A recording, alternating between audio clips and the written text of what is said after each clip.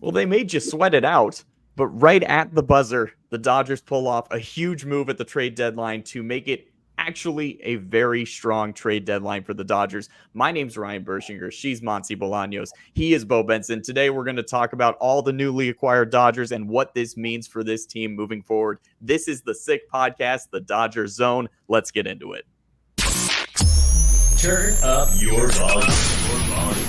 Because you're about to listen to the Sick Podcast. The Dodgers Zone. That ball strike three. Dodgers have won it all in 2020. Fernando Valenzuela has pitched a no-hitter at 10:17 in the evening of June the 29th, 1990. If you have a sombrero, throw it to the sky. The sickest LA Dodgers podcast. It's gonna be sick.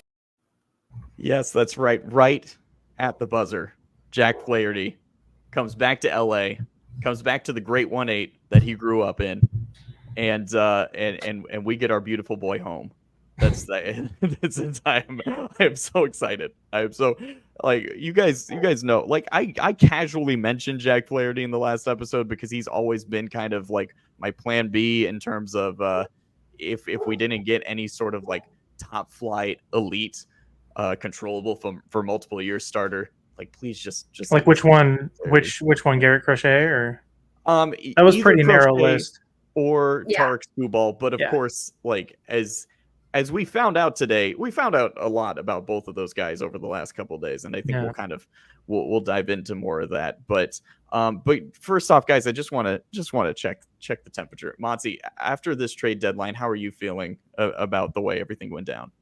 I feel better than I was feeling before the trade deadline. Like you said, they kind of waited till the last second, but I had a text ready for both of you, and then I didn't send it. The text literally said they're not going to make any moves. And I was like, I am getting ahead of myself. I'm not going to send it. But I want you guys to know I typed it up like 2 or 3 times. And I was like, I'm just going to hold back. I'm going to hold back. So I feel a lot better than I did, honestly, Tuesday morning. Like, I really was like, I don't know if they're going to do the right moves. Like, that they were going to make a move, sure. But I just wasn't – I really didn't think they were going to pull off what they did now that we're here. You know, the 5 players we acquired, I'm happy with. Mm-hmm. You always have to wait until about 15 minutes after the deadline to freak out about it, because there's always the late ones. I think Darvish was like a 10 minutes after the deadline. Yeah, that tweet that was pretty fire. Yeah. With the deadline, like thinking about Tarek Skubal, like blind moles can't see, so that was a big old whiff on that one. But yeah, like I think it's pretty obvious. Like I think it came out today that they didn't want to move Dalton Rushing for Garrett Crochet, so that's fine. He better turn into like a 800 OPS outfielder if you're not going to be willing to move him, because catcher's pretty set, it feels like, for the Dodgers. So yeah, Flaherty's cool. It's fine. They raised the floor of the roster, which is I think the biggest thing. So yeah, you can't really. I mean, I think they had the best deadline of any team, but the deadline's different now because the third wild card has ruined the sport entirely. Yeah. The deadline was actually more active than I thought it would be. Yeah, because it was just relievers moving around. Sure, right, exactly. I keep seeing people mention like, that's a pretty lame deadline, but I think it was better than last year's at least. Oh, yeah. And for, as you mentioned, kind of the state of the sport now with so many wildcard teams, like as this was as active as it'll ever get now. Mm-hmm. So I'm pretty happy with it overall because there was still a good amount of moves made. There were more guys who are controllable for multiple years that were moved. They're not like the headline guys, but there were still some interesting contracts that were moved here and there. Now, Beau, because I didn't see that in terms of what happened with Crochet and the Dodgers, because I took it as like Rushing was kind of the centerpiece of the deal, but the White Sox didn't feel like it was strong enough. Maybe, I don't know. I didn't read the entire thing, but I just saw Rushing's name. I'm sure that the Dodgers have no problem trading him. Yeah. But it's just if you're not going to move him, or you can't find the right deal for him, then you better turn him into something good and at some spot in the field. Yeah. I just feel like with the deadline now, you're never going to see like a huge trade again. Like, I don't know if you're ever going to see a Juan Soto type trade again. Just because if your team has Juan Soto, you're probably closer to contending, and you might as well keep him. Or players like that. I don't know. So yesterday, since I was at the studio about an hour or so before the deadline, Doug Gottlieb and Dan Beyer had me jump on during their last quick segment on the show just to talk a couple things on what had happened in the deadline that day. And I mentioned it was like 10 minutes after the Tanner Scott deal. And so I mentioned like, hey, this is now, as Bob Nightingale put it, the Padres have now traded 12 of their top 15 prospects for Dylan Cease, Tanner Scott, and Luis Arraez. And the point I made, and the point that I've made since the Cease trade, was if the Padres are trying to compete right now, then why you'd think Soto? I don't understand. Now, and of course, I got a tweet directly from somebody on Twitter named Preller Forever, and surprise, surprise, they took issue with what I said. I get the argument that moving Soto got them. A lot of those pieces were used then for Dylan Cease, and they got them Michael King, and so like the core of their rotation since Musgrove has been injured this season. Darvish. And then they lost Blake Snell. So you take Cease, King, and like Waldron. Like it came out of nowhere. So I get that their rotation would be very limited if they didn't have Cease and King, but also like it's Juan Soto. I'm sorry. I'm sorry. Juan Soto is a better player than all of those names you just mentioned combined. Yeah. It is weird. You can piecemeal a starting rotation together, as evidenced by the team we fucking talk about every week here. What are you talking about? Look, the Padres are beating the Dodgers' ass this year. Like, absolutely, like just taking them behind the woodshed and beating their ass. So, like, I admit that wholeheartedly. But also, those fans have such bad Stockholm syndrome with AJ Preller because he is the worst GM in the sport. I don't even think it's close. What he's done to that farm system is like straight up murder. Like, there's no future for that team. Tatis, since he got caught doing steroids, is not a good player. He's fine, but he's hurt all the time. He's OPSing like I think 700 since he got caught using. So like, turns out he's just a good baseball player, not the next face of the sport like everybody thought he was going to be. Machado makes a ton of money, and I don't think his production is where it was before. Like, they're not good offensively. Like, you would think the way that their fans talk and act about AJ Preller that they're the team that's 20 games above 500, but they're not. They go on like 7-8 game winning streaks, and then they go on like 10 game losing streaks, hover around 500, but because there's a third wild card, they're going to slip into the playoffs and beat the Dodgers.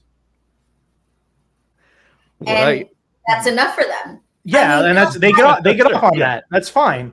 Yeah. Like, they can make all the wrong moves, but yet if they're winning in October, then what does it matter? I mean, one time. but it's still now. It's still fresh. It's still a real thing. Like, I completely agree with what you're saying. I just think that the reason they like to talk so much smack is because they're talking relevant smack. It's like Clippers-Lakers arguments. Anytime anybody wants to argue about the Lakers, they just bring up all the past championships. Yeah, okay, but I think the Padres are just talking about right now. Like, right now, we outperform the Dodgers every single time. Yeah, if you're talking like this week. What are you talking about? Talk about the postseason last year. They didn't make the postseason last year. Fresh. It is enough. It is enough to just gloat for them. Yeah, you're talking 2 years ago, which is a long time. Whatever, now. It's still that fresh. You see what I mean? Right. Still that fresh. The Dodgers performed the same way in this past postseason, so it's completely. I think they actually won more. I think they won one more game against the Padres than they did against the D-backs. That's true. Yeah, hey, so that's a step up. Point scored. But yeah, to that point, it is wild to see just how much Preller has gutted that system, and for I understand nothing. For nothing. Like for Tanner Scott, that's pretty wild. That was a very expensive deal for Tanner Scott. And I get it. He is a strong piece of the bullpen. I'm not trying to knock the talent that they've gotten. Obviously, Dylan Cease is very good. I mean, which I he's still like, don't understand. You'll never convince me that. You just won't. You just won't. I know he threw a no-hitter last time out, and he's going to throw a no-hitter right now, but like his season stats, he's mid. He's a good starter. That they have gotten good talent for their prospects, but yeah, they have absolutely decimated the future. Which, well, it's funny, the guy they got from the Rays that nobody knows. What's his Adam? Jason Adam. Yeah, yeah. I've never heard of that guy before in my life. They gave up just the same amount of prospect capital that they did for like Tanner Scott for him. Yeah, it's crazy. Yeah, and what's funny about all this is like the insiders seeing these moves that the Padres were making, and they're like, hey, watch out. The Padres are tooling up. And just today, even Bob Nightingale was like, hey, the Diamondbacks, they're getting Eduardo Rodriguez to make his debut, and they're getting Merrill Kelly back. Hey, watch out. Hey, guys, just so everyone's aware, the Dodgers are going to get Mookie Betts back. Yeah. They're going to get Yoshinobu Yamamoto back. They are hopefully going to get Max Muncy back. They are, God willing, going to get Freddie Freeman back. Whatever the Freeman family is going through, it is awful. It is terrible. It is scary. And I hope he takes all the time he needs to be with his family right now. And hopefully their son is healthy. Their whole family is healthy. And whenever he's able to get back, it's totally fine. Take all the time you need, Freddie. We're all praying for you guys. But to that point, again, the Dodgers are about to get gigantic names back into their lineup. They're still batting Gavin Lux third. Okay, they're still playing Gavin. Who's been really doing great after the All-Star break. Yes. He's batting there because he's earned it. But also, we have Kevin Biggio and Nick Ahmed also playing in the infield with him. Kevin Biggio has homered in back-to-back games. So you know what? Maybe he is his father. Maybe he is a Hall of Famer as well. I'm sorry for doubting you, Kevin. But no, in all seriousness, this is a team that desperately needed a bunch of reinforcements at the deadline and is still going to get huge reinforcements from internally. So if you should be watching out for any team right now, watch out for the Dodgers. They've played 500 ball despite being half of their team for the last month and a half. They're about to take charge and hopefully get hot at the right time going into the postseason. So if you want to say, hey, watch out for the Padres and watch out for the Diamondbacks, watch out for the Dodgers. It is kind of funny though. I remember during the 5-game winning streak out of the break, it was the they really needed that break. And kind of this last week has been the opposite of that. And kind of my point, baseball is so cruel. You can't do that. They're close. They were just as close to not being hot out of the break as they were to being hot out of the break. So, yeah, definitely. The Dodgers seem to be in a good position. It's just now we're hoping everything gels together, right? Because Flaherty is a rental, but I think it was a necessary rental, 100%, because there's question marks. Michael Kopech obviously hasn't had the best numbers, but he was with the White Sox. The White Sox don't have the best numbers. His numbers don't translate to what he can do. So don't even talk to me about his numbers. And I feel like I don't know what's gonna happen, but now I feel like we really genuinely have options. For a while, it felt like a skeleton crew. Now it's we have options. We've got guys coming back, like you just said. Why not add? You know what I'm saying? Kevin Kiermaier. Why not? I like that one. I think that's a good one to add to the mix. Everybody else, even Ahmed Rosario, welcome back. Hitting 316 against left-handers, 301 against right-handers. Sometimes it's we just need somebody that can hit in the lineup that we can trust. Bring that guy in. But again, Gavin Lux has been playing better. Biggio, I was working at the Dodgers event. There was a BP event. And one of the tour guides, they had the game on, the Jumbotrons, while the event was going on. And then one of the tour guides was like, he's about to hit a home run. And I looked over. I was like, yeah, right. And then he hit a home run. And I was like, damn, you should go get a lottery ticket because that was that was surprising as I'm over here talking shit from Dodger Stadium. So I feel optimistic, and I'm not gonna lie to you. I had lost the optimistic feeling for a while with the Dodgers. Hey, that optimistic feeling went away.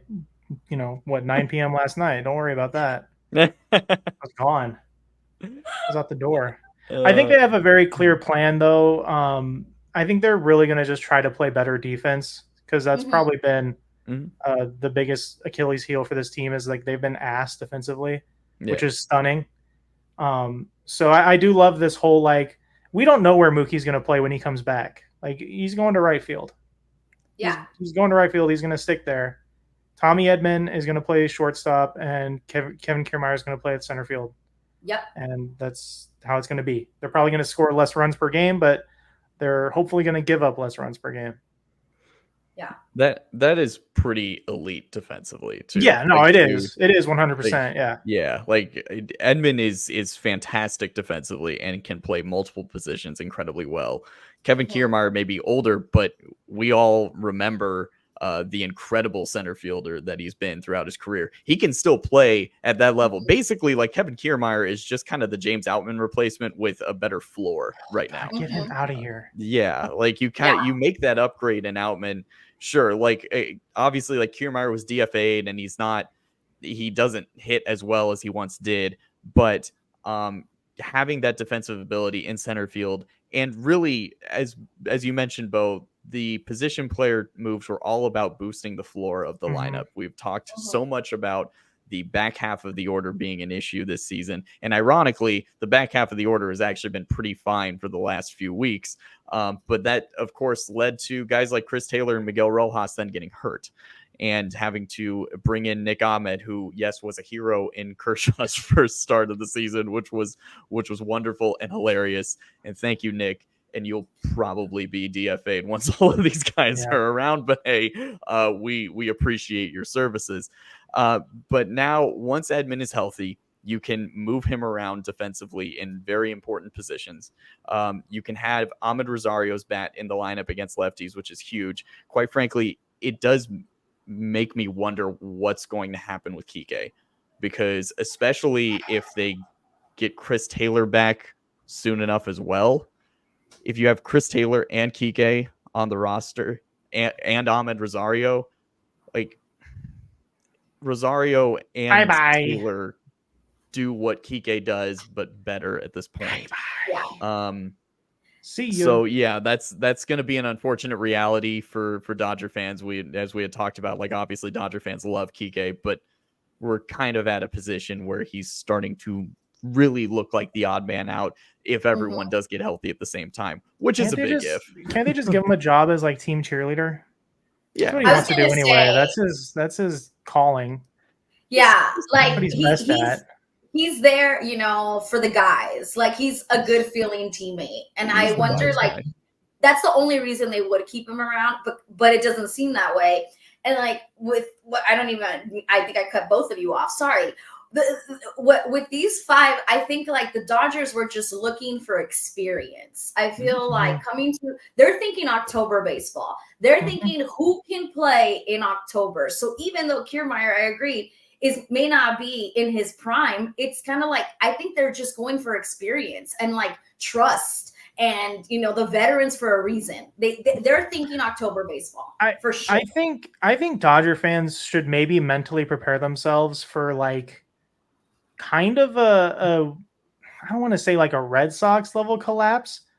I wouldn't be shocked if the division is way closer at the end of the year than people think it's going to be, because I really don't think the team cares that much about winning the division. I think they just want to get into the postseason. So you're going to see a lot of games like last night where it's just like, oh, well, we lost. The big deal. Who cares? Like, as long as they're just one of those three wild cards, I think that's all they really care about. Because that's kind of the attitude I've gotten from the team the whole year. Like, they seem to they're not taking the regular season as seriously as they have in the past, partially because of every single name that we've mentioned that's on the disabled or the injured list right now. But I don't know. Like, I was talking with Brian Noe, and he was like, "Oh, should I bet on the Dodgers today because they had won the first two against Milwaukee?" And I was like, no, you shouldn't, because I don't think they're going to try to win this game. I think as long as they take 2 out of 3 or whatever, I think they're going to be content. So I don't know. Maybe I'm wrong, but the D-backs are playing actually good baseball and looking kind of like the team that they were last year. And the Padres are on their patented 8-game winning streak right now. So I wouldn't be shocked if this division lead is down to, they're what, like 5.5 up right now? 5.5 up right now. Yeah. I'm so with by you. by the end of the night, it could be 4.5. And then you're kind of squeezing. Here's the thing. I agree with you. I don't like that mentality. It's like, in my perfect world, the Dodgers would not get a bye. We've seen what happens when they get a bye and they don't just keep rolling into the postseason. Right? I don't want that either. I don't want that, but we're playing with fire because it's so close. Mm-hmm. That's what sucks here, because it's like, I agree with you. I don't care about these games. As long as you get into the postseason and all that, but it's like, it's so close that it makes me a little bit uncomfortable that they may be feeling this way just because the others are starting to feel hot. I mean, the Mets are in it. The Mets are in the mix. Who would have thought that 3 months ago? The Mets are in the mix. Like, it everybody. Is just, last I looked, the wild card is much more jumbled up than I thought it was. Yeah, very. Like, the Pirates are just 2 games behind, and then there's 1, 2, 3, 4, 5 teams in front of them. So, like, yeah, there's gonna be a lot of good teams that make the wild card too. Right. Yeah. What sucks about this position, though, and as you guys mentioned, like, we've seen the way the Dodgers the last couple of years haven't been able to get up for that first round in the postseason because they kind of took the last month off because they had such a gigantic lead. But on the flip side of that, we do have to think about what happened in 2021 when they had to compete all the way until the final day of the season and still lost the division by 1 game to the Giants. Competing at that level, which resulted in Max Muncy getting hurt in an unnecessary game. And obviously, once they did get to the division series, they were able to beat the Giants, but then everybody ran out of gas. That was the big thing about that Braves series, was especially the arms all ran out of gas. And so it's really kind of finding this this fine line between, like, how do you ramp up for the postseason without burning yourself out before you get there. So it's just hard. It's hard to care about any of these games and the results when, again, Mookie Betts is on the injured list. He's been on there forever. I saw the video again of him today getting hurt, and I forgot it was a game against the Royals, and that was like, what, 2 months ago? Like, he's been gone forever. I think we should probably mentally prepare ourselves for Freddie Freeman to just not play again this year. I think that's a stark and legitimate possibility. Really? I don't know the way that Freddie Freeman has talked and kind of his well-being, I don't know, but I know if my kid was sick like that, I wouldn't ever be worried about my job. You guys wouldn't see me for, until it was absolutely totally fine for me to come back to work. Mm-hmm. And just, he's won a World Series already. He's made a bunch of money. Like, it could very well just be like, hey, I don't really know. Like, I was totally ready for LeBron James to just stop playing basketball last year because of what happened with Bronny. Sure. Like, I could have totally seen that happen. So, I mean, yeah, who knows what's going on with Freddie's kid, but there's a chance. I mean, you can never say never when it comes to illness in kids, and especially someone that, has positioned themselves as a family man. Like, it wouldn't shock me at all. Do you know how hard it was for me to not say Family Guy right there? It was so fucking hard. Jesus. But yeah, like, I just wouldn't be shocked. I don't think that's going to happen. I think he'll probably be back, within the next couple of weeks. But that's a huge loss. As much as we make fun of, or as much as I make fun of Freddie Freeman, like, that sucks. It sucks not having his bat in the lineup. You're batting Gavin Lux third. Yeah. Gavin Lux. Like, you can't take anything from any of these games. You just can't. Like, every time you mention it, like, they've been 500 since Mookie went down, but, like, yeah, what would any team be without their best player or second best player? Right. Like, what are we doing here? Yeah. Yeah, I just thought I had read, I thought I had read that their son was back at home. I thought I had read that. I think so, but I feel like I heard that too. Yeah. Kids' illnesses are so weird. You never know.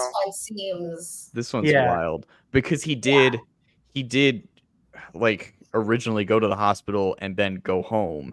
Right. and then had to go back to the hospital, which what spurred Freddie leaving the team. Yeah. Right. So yeah, really, really scary stuff. And I apologize for ever questioning why Freddie left the home run derby. I felt really didn't bad about know. that. No, but you story couldn't. really came. None of us Of course, knew. of course, none of None us of had us any knew. idea. But we will still make fun of like everybody else that left. Freddie has a legitimate reason. Everybody Yes. else, you guys suck. Yeah, Jackasses. So you still got no excuse. And then of course, like it's fine. Max apparently went to Aaron Rodgers' doctor, and now he's feeling way better. So that's cool. Maybe he'll come back. Genuine, what is that a joke or not? No, I mean, okay. he went. So the story apparently is that he went to a chiropractor who Right. did something, and he unlocked a new level of being within Max Muncy. Hey, So I'm for it. Can you like? What if he comes back and he just starts ripping fucking 450-foot bombs? Then I'll take back everything that I've said. I will be the first one.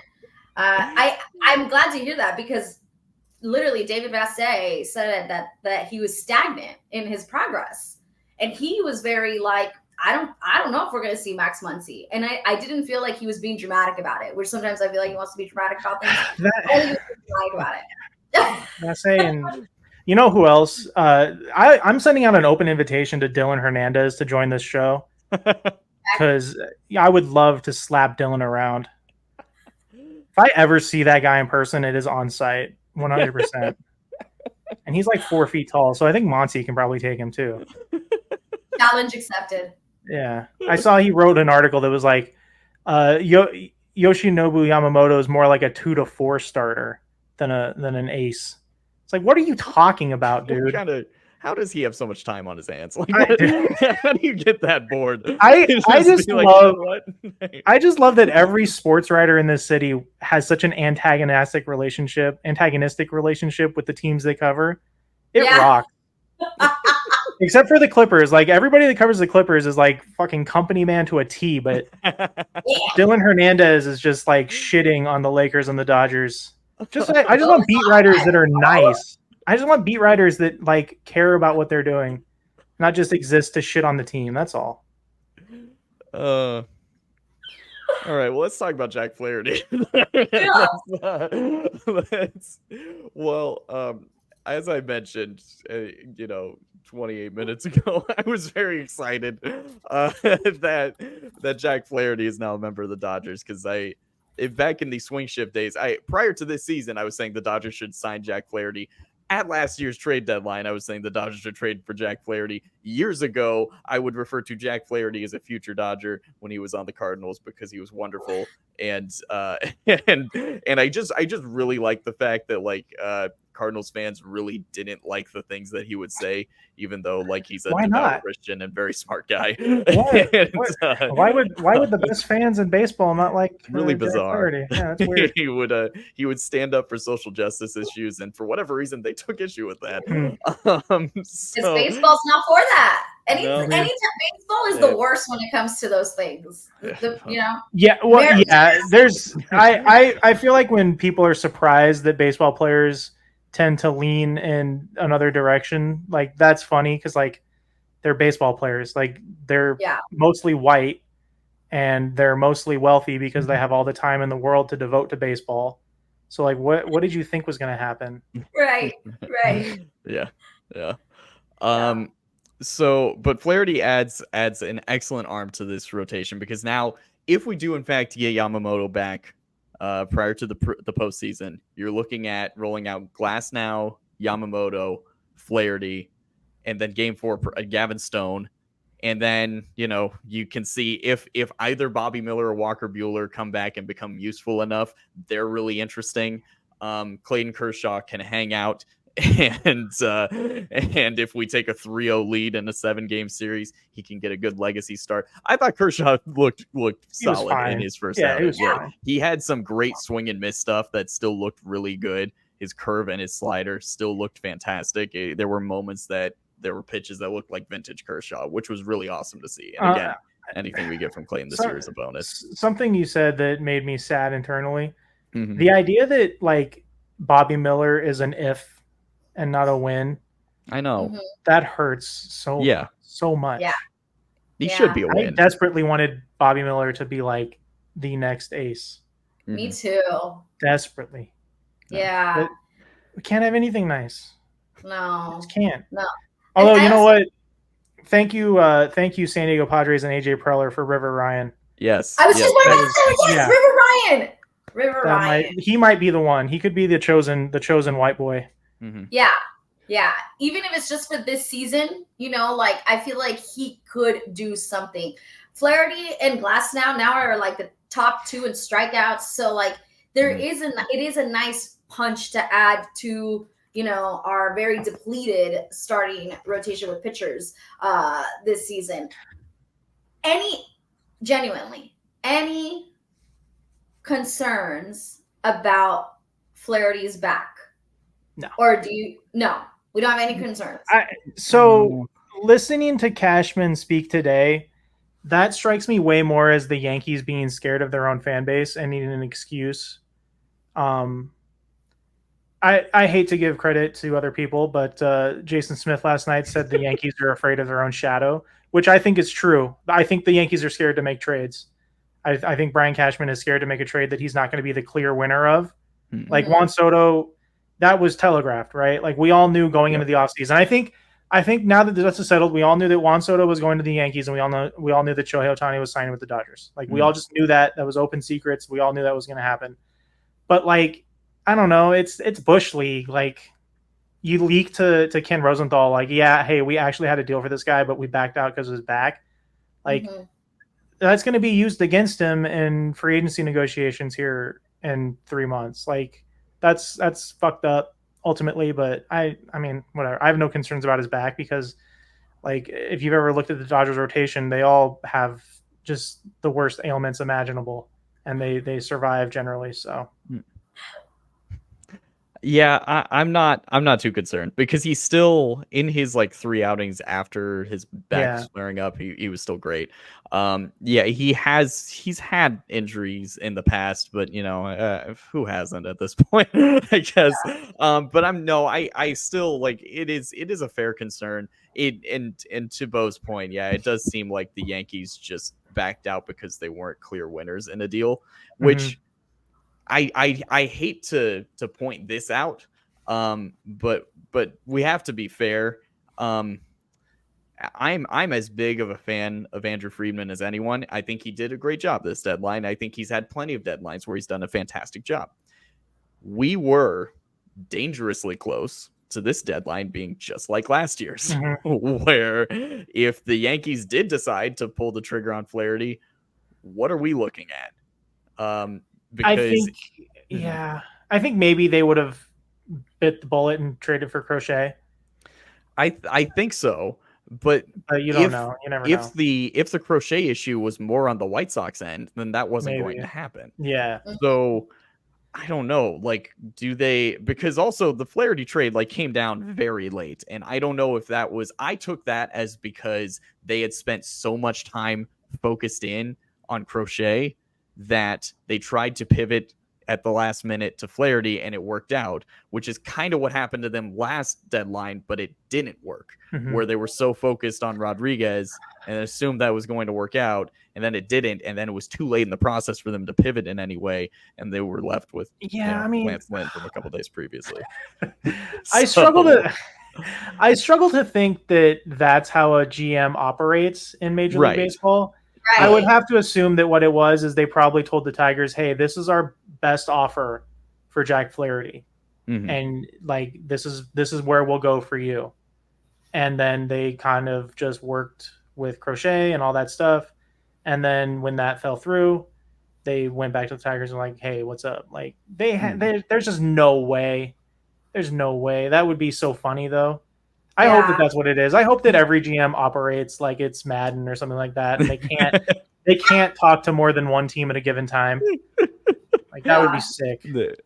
They were attached to Flaherty throughout the process. Yeah, like we would hear Yankees and Dodgers in the same tweets constantly. Well, hey, shout out to Boob Nightingale for his prescient tweet. Yeah, he knew. He knew. He knew. That So, honestly, why did that we makes me question it? think that tweet from Bob, because for all the shit that I give him for being the worst tweeter of all time, like he has Dodgers sources. Like generally, Bob is the one that breaks Dodgers news. Yeah. So I'm assuming that they were probably like, we have a trade in place for Jack Flaherty, but we are trying to get Garrett Crochet.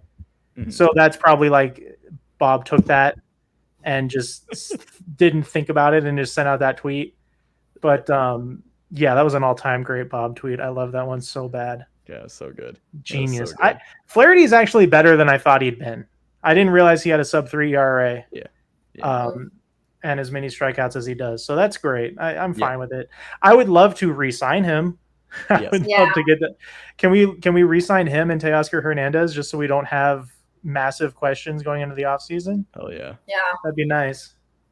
Let's keep. We brought in Glass now, and now we got Flaherty. The 818 representation is just skyrocketing. like we are doing wonderful. I know that Lucas Giolito has been bad for a year now, but hey, you know what? Why not at this point? Let's bring him on. Max Fried, hey, come on down. we're getting a full Valley rotation. Just if you're from Japan or from the San Fernando Valley, you can play for the Dodgers, and we'll just build our entire core around. Honestly, talking about concern, I may have been wrong. I think we may have been wrong. I might be a little more concerned about Glass now than I am Flaherty moving forward, because the longer that game went on last night, I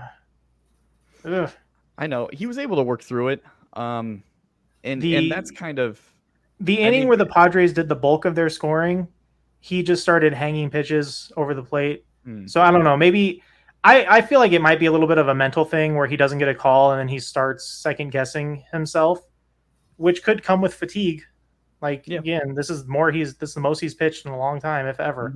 So I think I'm more concerned about Glass now moving forward than I am about other guys. But that's just because he is so clearly the Dodgers' best starter that they need him to be a workhorse. Yeah. Yeah. Hopefully, I mean, he throws at such high intensity, high speed, and like he is. I don't want to use the word like super emotional but he shows more emotion than most guys do, which is a little bit. So, good on him. Like, yeah, I enjoy it. I like the fact that he shows emotion, but I do think that there are times where like maybe that does get him a little worked up a bit. But I mean. He's still, it's the first like quality start that a Dodger starter had in like a month or something. Yeah. So, like it's hard to really complain. But, as Monse mentioned last time, it is just something to watch in terms of Glasnow's workload throughout the rest of the season. Yeah. One last thought about the trade deadline is I know we had talked about Tommy Edman, but what I really like about Edman, again, he's controllable for a couple years now. He feels like the perfect number 9 hitter in this lineup, where he's very fast and he doesn't get on base at a super high rate, but he gets on base well enough and provides a nice turnover from Edman to Ohtani from that 9-1 slot. I like that a lot. Because it really does lengthen the lineup nicely. And something that was interesting is yesterday, Brandon Gomes was on AM 570, and he said that the Dodgers had been wanting Edman for years. Like they had been targeting Edman for years now, which it's not the first time we've seen this Dodgers front office target a guy that they've been after for quite some time. That's what, obviously.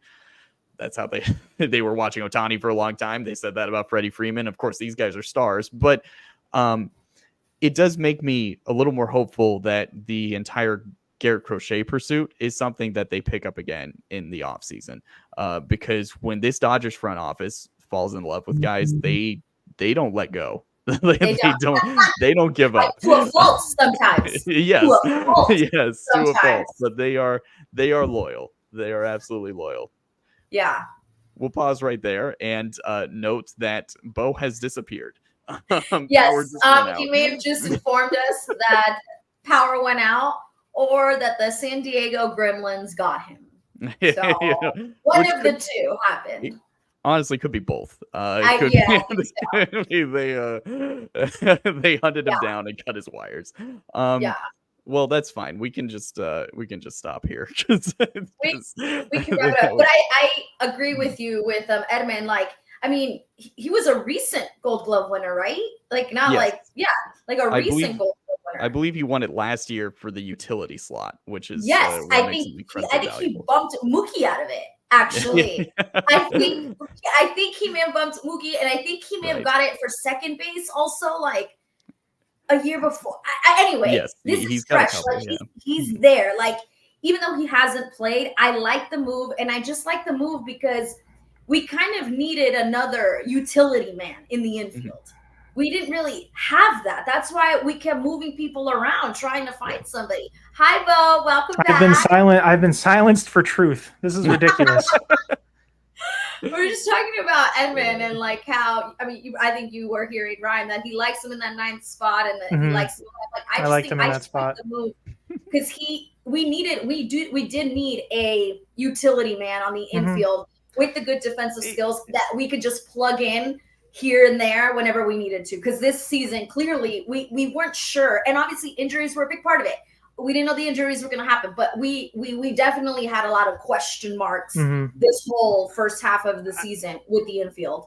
I had forgotten who Tommy Edman was because the Cardinals have been so stinky for a few years now. But then I remembered he's that guy that is like his career so far, he's been worth like what 6-something wins or something like that. Or he had like a 6-win season the other year because he's so good defensively. Yeah, like that's like we said, he's a floor raiser. Like. At the very least, he's gonna play like the Miguel Rojas role, except he's not ancient. Like he can hopefully not collapse because he played too much baseball. Right. Let's wrap this up right here. One final thought. Michael Kopech, I'm very excited about. He obviously, as Monse, as you mentioned, his numbers aren't fantastic, but he throws at very high velocity and he misses a lot of bats. He was one of the important pieces in the Chris Sale trade years ago. And that's because the guy can pump gas and miss bats like crazy. I am hopeful that this guy can turn into an elite back end of the bullpen reliever. So we've got another year for him. So hopefully we'll see that because the bullpen definitely needs some help right now. And we're getting Graterol back eventually. So that will be a big help. The bullpen has been overworked. So hopefully they're about to be overworked some more. Yeah. It's all right. Okay, let's pick this up next week, shall we? This is the Sick Podcast, the Dodger Zone. My name is Ryan Bershinger. She is Monse Bolaños. He is Beau Benson. You can follow us on Twitter at SickPodDodgers. Follow the podcast on YouTube, on Apple, on Spotify, wherever you get your podcasts. So until next time, happy birthday, Audrey. Domo arigato, everyone. Thank you very much. And that's a wrap. Hope you don't miss us too much until next time. Follow the Sick Podcast, the Dodger Zone, on YouTube, Google Play, and Apple Podcasts.